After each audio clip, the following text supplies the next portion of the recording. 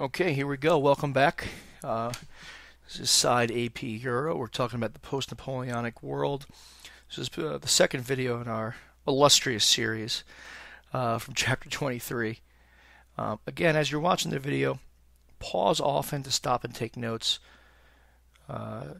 No problem going back to provide yourself with some clarification. In the second part of the video here, we're going to look at a couple things. We want to talk briefly about Mr. Metternich, the architect of the Congress of Vienna, try to articulate what his point of view is. We're going to look at conservatism, liberalism, nationalism, and some of the other thinkers, some of the other economists and the Benthamites that kind of make this era go.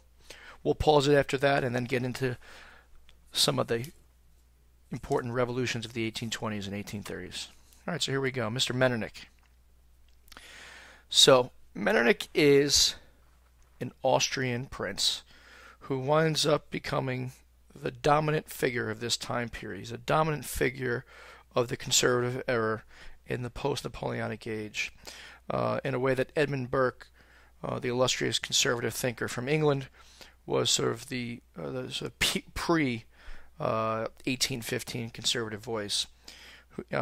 Burke had almost prophetically predicted the anarchy and chaos that ensued during the Reign of Terror of the French Revolution. Metternich sort of picks up the mantle and goes even further. First thing to know about Metternich, the guy has a giant ego. He's the kind of guy who walks into the room and thinks he owns the place. People fed off of that. People kind of believe that he did. And he is very much an elitist from the privileged classes. His goal is to bring back that honor, that privilege, that integrity, the tradition of the upper aristocracy. He is horrified by what had happened and what had transpired in the French Revolution, and he wants to do everything he can to prevent it from happening again.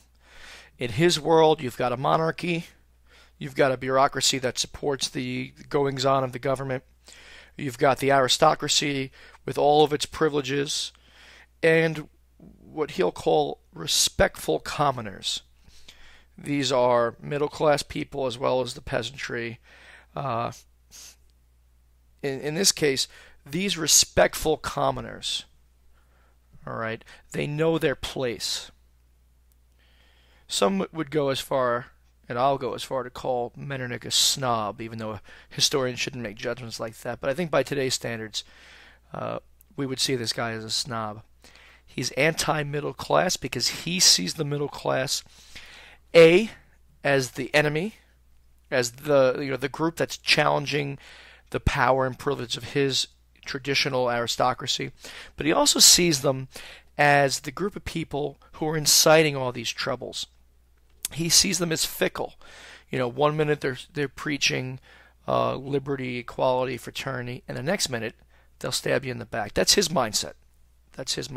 He's anti-liberal. He's anti-enlightenment, and he feels that all of the advances, you can probably go back to parts of the Renaissance, certainly the scientific revolution with its emphasis on challenging established beliefs, and most certainly the Enlightenment.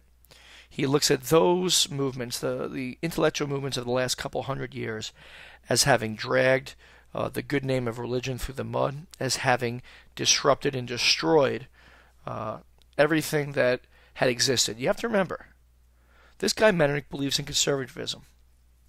He believes that there's a natural, holy hierarchy of things, that the upper class rules, the lower classes follow, everyone knows their place. Conservatism and conservatives who are going to follow Metternich or work with him or work in their own countries to promote his ideas were scared of liberalism and nationalism and looked to curb it whenever they could. They see liberalism, and most especially nationalism, as being responsible for what happened in the French Revolution. Okay? That it is responsible. These two forces are responsible for the Reign of Terror, Robespierre, getting rid of the church, the murder of priests, the September massacres, all the things that we saw when the French Revolution began to go awry. Here's their goal: repress liberalism wherever you see it. In 1819, We get the Carlsbad Decrees, where Metternich brings together the members of the German Bund, gets them to sign on to the Carlsbad Decrees. That essentially, something almost like out of a KGB, story. You got an official at every university, much like the old Soviet Union had KGB officers, political officers monitoring the behavior of their people and their soldiers. Well, they want people on the ground in universities making sure that none of this liberal ideology is ever taught again.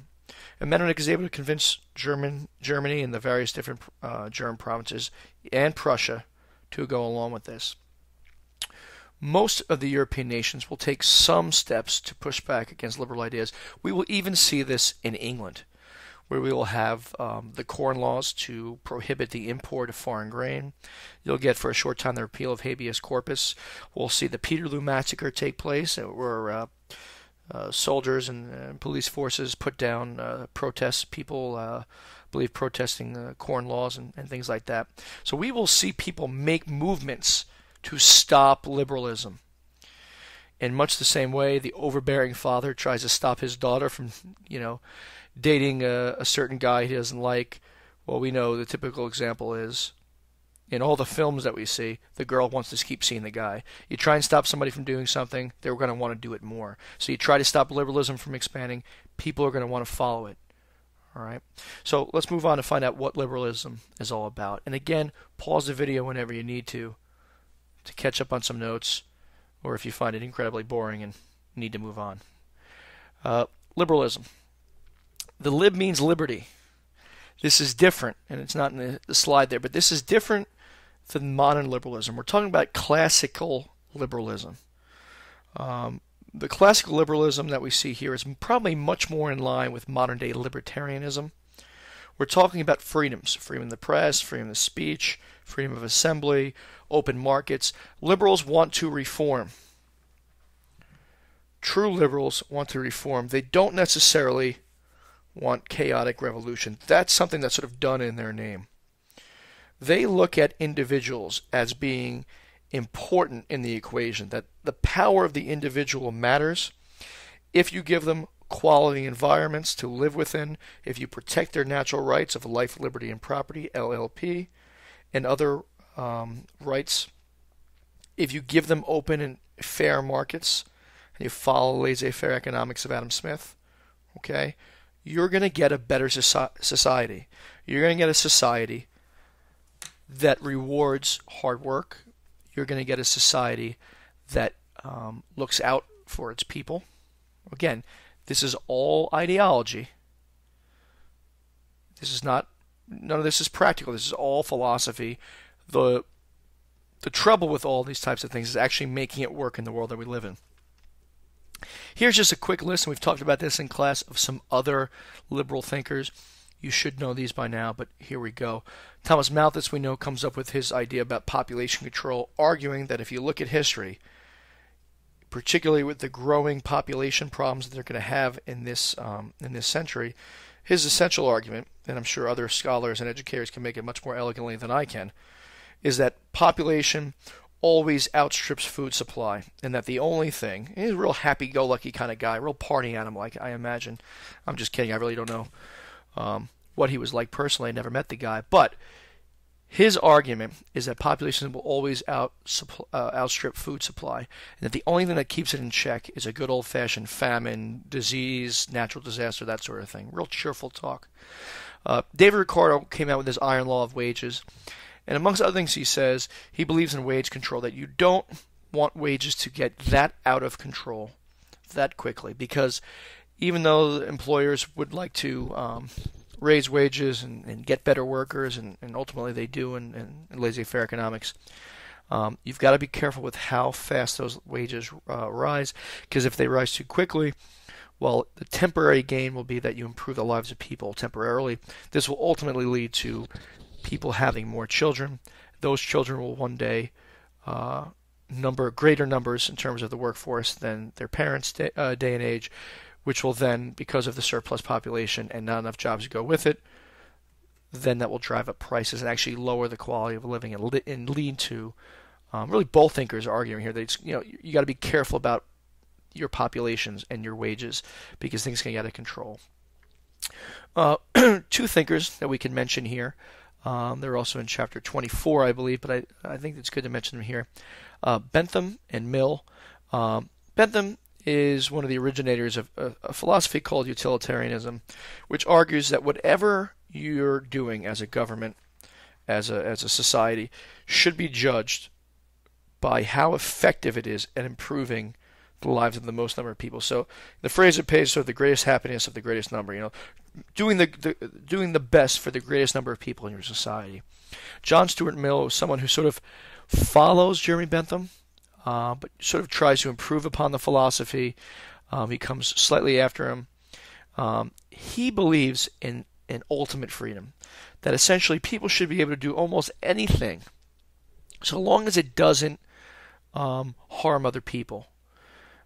That freedom of speech and certain freedoms should be protected from censorship and control at all costs. Again, unless there's some type of danger or obvious harm that will follow. Finally, let's take a look at nationalism. Nationalism is the force that will dominate the second half of the 19th century. It's certainly in effect when we see the national uprisings in the 1820s and 1830s. However, we will see it really blow up post 1848 because we'll get to that later on. We'll see there will be some failures in 1848, people not being able to get along, people not being able to agree. Certainly in Austria and the Ottoman Empire in the second half of this century, big challenges with nationalism. But what is nationalism? It's a force that talks about promoting cultural and ethnic unity among people with essentially the same ancestry and same languages. This can be divisive in a multi-ethnic setting. Really one of the cornerstones of our American way of life is that we have a multi-ethnic setting. We have a multi-ethnic society, but what defines our nationalism are the values of being an American. Hopefully not what we look like or what we sound like, whether we're a man or a woman, or what God we pray to or don't pray to. We believe in an ideal. These nationalists believe in having their own nation, that sort of, in layman's terms, every ethnic group should have its own nation, its own place. Liberals, we'll see in the beginning of the 19th century that liberalism will most closely be associated with nationalism. In the second half, we will see conservatives like Bismarck latch on to nationalism in an attempt to bring people together. Two important thinkers, and these notes come right from the history sage himself, Steve Mercado. Thanks, Steve Mercado. Here are two important figures of the time period, Herder and Fichte, and I'm probably butchering the names, but bear with me if you will. Real quick, and in conclusion here, Herder sees people deserving their own sovereign nation, as long as they're sort of the same ethnic group, same nationality. We will see Fichte, who is known as the father of German nationalism, articulate a superiority, an ethnocentric view to this kind of standpoint here. And he will even begin to talk about German superiority over other groups of people. And we begin to see the targeting of Jews in this type of philosophical sense. Certainly we will hear more about that later. But there are two important nationalistic thinkers to know about. Okay, we're going to stop it here and take a break. Pause the video, or when the video stops, go back, check over your materials. As always, as we see these on, as I'm now posting these primitive videos that I'm beginning to make on YouTube, go ahead and leave comments below, or see Mr. Side in class and let me know how I can make these videos a better tool.